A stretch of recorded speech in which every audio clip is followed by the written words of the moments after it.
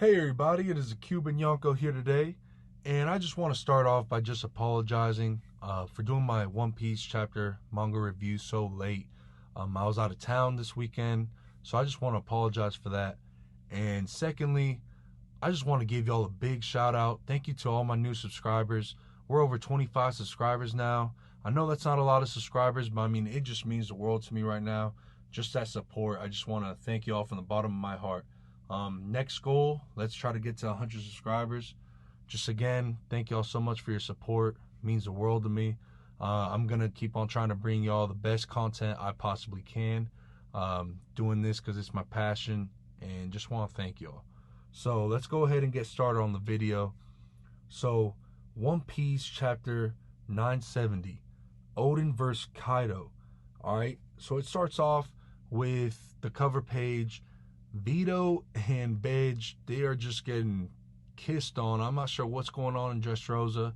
It's crazy. The last cover page, we see my main man Gotti getting bodied by Marine. And so I'm not really sure what is going on in Dressrosa, because not too long ago, it was also the Germ Pirates. So, I mean, crazy stuff is going on. So let's move on from the cover page. So, first panel, we see Oden just... he looks like a man on a mission. He's looking dangerous. Him and his 9 red scabbards, they're on the move to go fight Kaido, okay?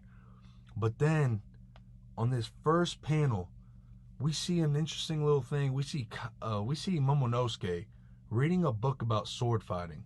Alright, so I'm not going to go into too much detail about it, but if you've seen my previous video about Momonosuke and his big role in Wano, then you'll have a little understanding about the significance of that little panel about with Momonosuke reading a book about sword fighting. I'm telling y'all, this man is getting ready for that battle against Orochi. I mean, that's just my gut feeling.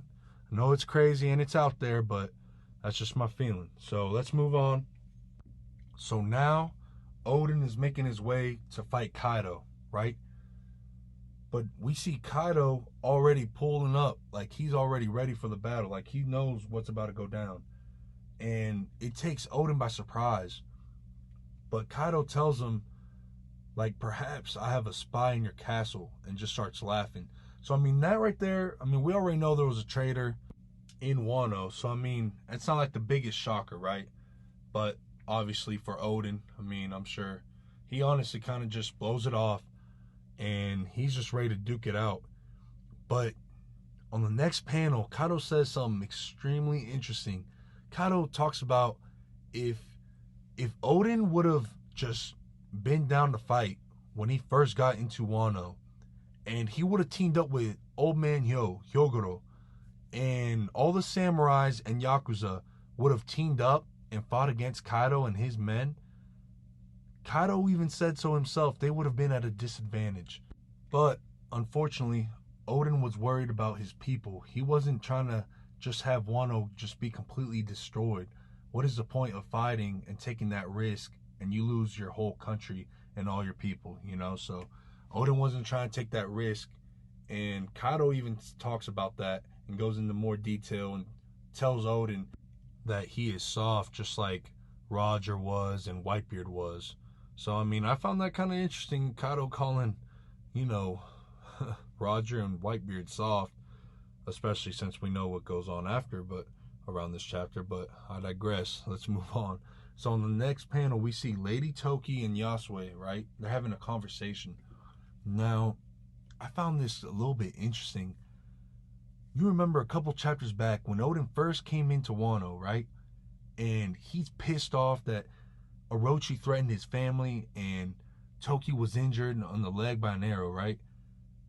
And Toki's just crying out to Oden like, no, like, forget about it, don't worry about it, we're not trying to start any trouble, don't retaliate.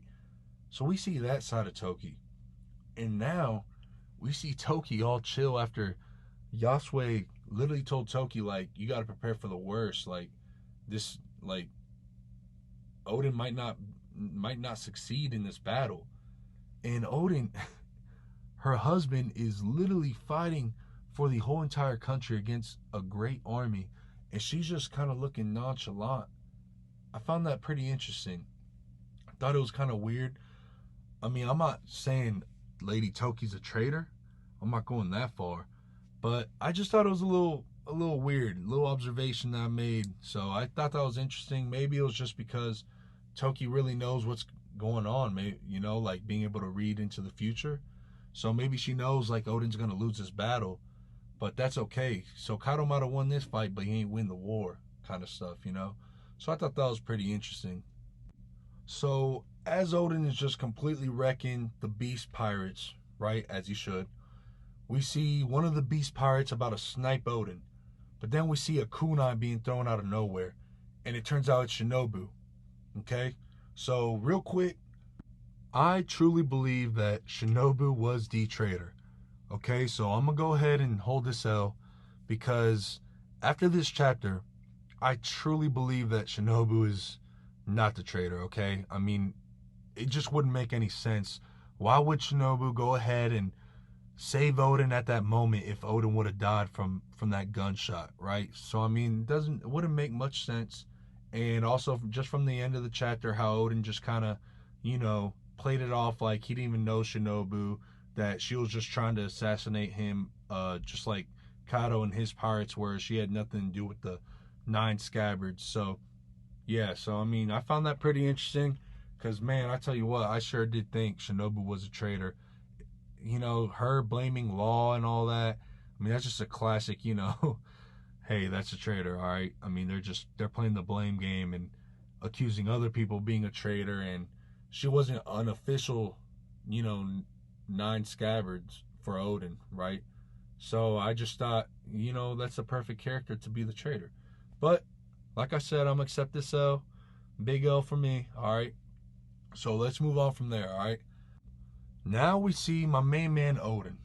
Alright, this was by far the best part of the chapter, man. We see Oden going 2 sword style, Paradise Totsuka, and chops Kaido down. We see the huge scar that Kaido has. So he finally saw, Oden give him that scar. I mean, man, it was beautiful. You see Kaido, he looks like he's about to go unconscious, right? And he ends up falling down from the skies. Alright, so this man Oden is about to chop his head off. Alright, he's going to give him the finishing blow. Which, real quick, I just want to talk about this. To me, I think this scene, this panel, is also not just a testament to Oden's strength, but I think it's just an even bigger testament to how strong Whitebeard and Roger were. Because Oden wasn't able to even touch Roger or Whitebeard. I mean, you remember a couple chapters back, we see Roger literally with one sword just swing and just sends Oden flying.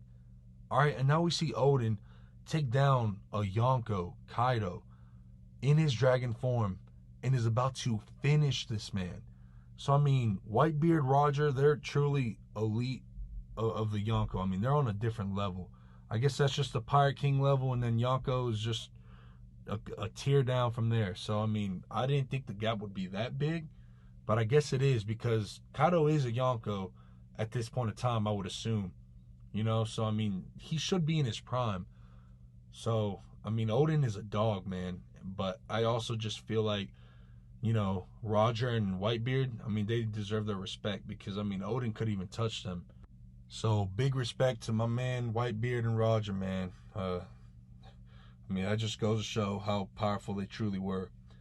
But, so as my main man, Oden, is about to give Kaido the finishing blow, we see Momonosuke pop out on the battlefield, out of nowhere. Which, y'all already know what that means. Higurashi is at it again with the clone fruit. Alright, so Higurashi pretends to be Momonosuke, and Momonosuke is about to be cut down by one of the beast pirates, which grabs Oden's full attention. Which, I mean, obviously, how could it not? That's his child, and that's what he believes it is. So as he turns around, I mean, my man Oden just, it wasn't a named attack, but I'm just going to assume it was probably a Thunder Bagua right to the dome, man. It knocked my man out. So Oden was done after that. He got knocked out. I hate that Oden lost that way by just like some dirty trick by Higurashi and Kaido basically just sneaking him. You know, I mean, that is what happened. Uh, I would have honestly preferred if Kaido was just, you know, outright just stronger than Oden. I would have much rather preferred that. You know, I just hate that Oden was the stronger character and he just got snuck. And I mean, it sucks that it happened that way, but it is what it is. So, right after that, we see Asura Doji and Kinemon. They're in the middle of a little battle, but because Oden got defeated by Kaido, it grabbed their attention, and they ended up getting beaten as well. Okay, so now it just goes downhill after that. They ain't got no hope. The red scabbards are getting beat right and left. Oden is done for. Shinobu pops back up, and like I said before, a little bit earlier, Oden's protecting her by just disowning her, basically. You know, he doesn't know who she is. I love that about Oden. You know, he really just cares about his people. So that was pretty awesome to see. And then after that, we see the 9 red scabbards all arrested, bandaged up, bruised up, beaten up, along with Oden. And they are sentenced to all be boiled alive. So, I mean, I can't wait for the next chapter. Obviously, we know the red 9 scabbards, they did not get boiled alive. And supposedly, Oden got boiled alive. I mean, I'm still buying that. But who knows? I mean, there might be a possibility. Maybe Toki works some magic and maybe send him into the future. I don't know. I'm not going to go into much detail about that in this video.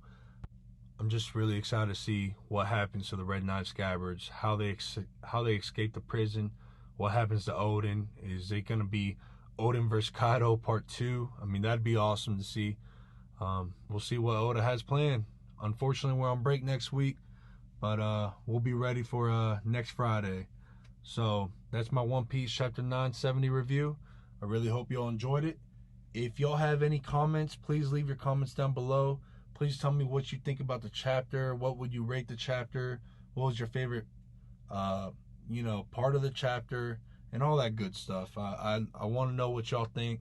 What could I do better to bring y'all better content? So thank y'all for watching the video. If you like the video, please leave a like. If you haven't subscribed, please go ahead and subscribe to the channel. And thank y'all so much for watching. Y'all have a great day.